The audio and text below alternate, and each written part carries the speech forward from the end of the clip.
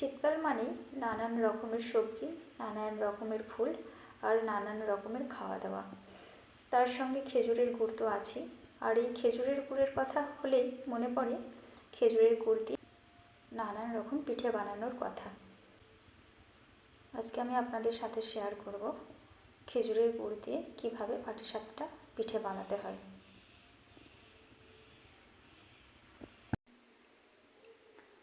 পাটিসাপটা পিঠে বানানোর জন্য আমি একটা বড় জায়গায় 1 লিটার দুধ নিয়েছি। এবার 1 লিটার দুধের মধ্যে 1 বাটি ময়দা দিয়ে দেব। আর অন্য একটা বাটিতে সমান পরিমাণে সুজি আর চালের গুঁড়ো নিয়েছি।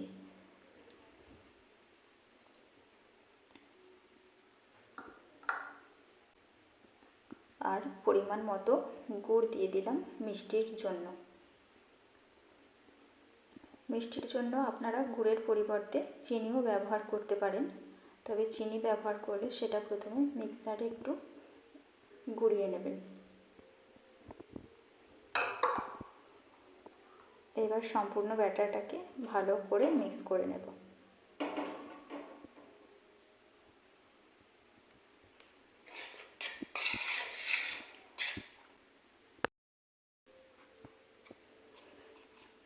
সম্পূর্ণ ব্যাটারটাকে খুব সুন্দরভাবে মিশিয়ে নিয়েছি।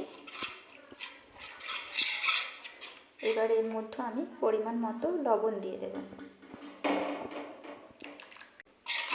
ব্যাটারটা এখন একটু পাতলা হয়েছে, কিন্তু সুজি আর চালের গুঁড়োটা কিছুক্ষণ ভিজে থাকার পর একটু ফুলে যাবে, তখন ব্যাটারটা একদম ঠিকঠাক মতো হয়ে যাবে। আমি যে মিষ্টির জন্য গুড়ের ব্যবহার করেছি, সেই গুড়টার বদলে যদি আপনারা চিনি ব্যবহার করেন তাহলেও হবে। চিনিটা চাইলে মিক্সিতে গুঁড়ো করে নিতে পারেন, কিংবা নর্মালিভাবে মিশিয়ে নিয়েও একবারে ব্যাটারটা তৈরি করতে পারেন। তবে নর্মালিভাবে চিনিটা ব্যাটারের মধ্যে দিলে একটু চিনিটা গলতে সময় লাগবে, তাহলে একটু রেস্টিংয়ের সময় একটু বেশি দিতে হবে। রেস্টিংয়ের জন্য প্রায় 30 মিনিট ব্যাটারটাকে ঢাকা দিয়ে রেখে দেব।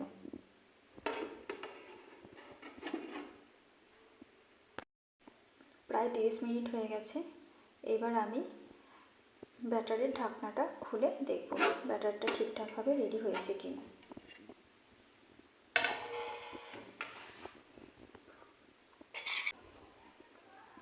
তলার দিকটা বসে গেছে, কিন্তু একটু ভালোভাবে মিশিয়ে নিলে ব্যাটারটা পুরোপুরি রেডি হয়ে যাবে।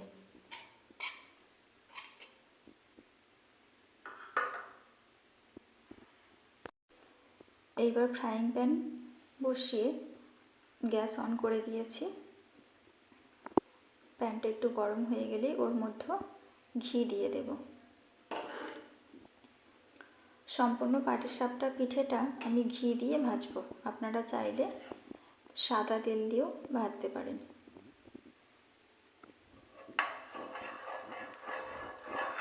ঘিটা ভালোভাবে লাগিয়ে নেব ফ্রাইং প্যানের মধ্যে। অল্প একটু জায়গায় লাগাবো ঘিটা, পুরোপুরি ফ্রাইং প্যানেতে লাগানোর কোনো প্রয়োজন নেই। যেহেতু পাটিসাপটা পিঠেটা অল্প একটু জায়গার মধ্যে হবে, তাই অল্প একটু জায়গাতে ঘিটা ভালোভাবে লাগিয়ে নেব। এইবার একটা হাতার সাহায্যে ব্যাটারটা ফ্রাইং প্যানের মধ্যে দিয়ে দিচ্ছি।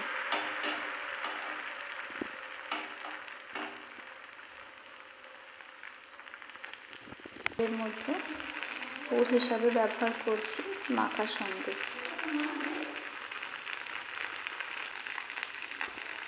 আপনারা চাইলে মাখা সন্দেশের পরিবর্তে নারকেলের পুর দিয়েও বানাতে পারেন। এবার এটাকে খুব সুন্দর করে হালকা হালকা করে উল্টে দেব। গোল গোল করে পাকিয়ে নিচ্ছি। যদি সমান পরিমাণ ময়দা, চালের গুঁড়ো আর সুজি দেওয়া হয়, তাহলে কোনো রকমভাবে পাটিসাপটা পিঠে ভেঙে কিংবা মুড়ে যায় না। আর আমি যে ব্যাটারটা বানিয়েছি পুরোপুরি দুধ দিয়ে, আপনারা চাইলে সেটা দুধের পরিবর্তে জল দিয়েও বানাতে পারেন, তবে দুধ দিয়ে বানালে সেটা একটু বেশি টেস্ট হয়।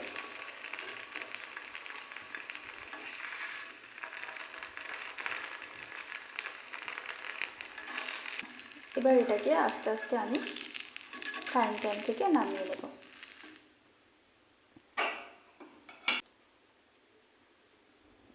সেম প্রসেসে এবার প্রতিটা পিঠে আমি বানিয়ে নেব।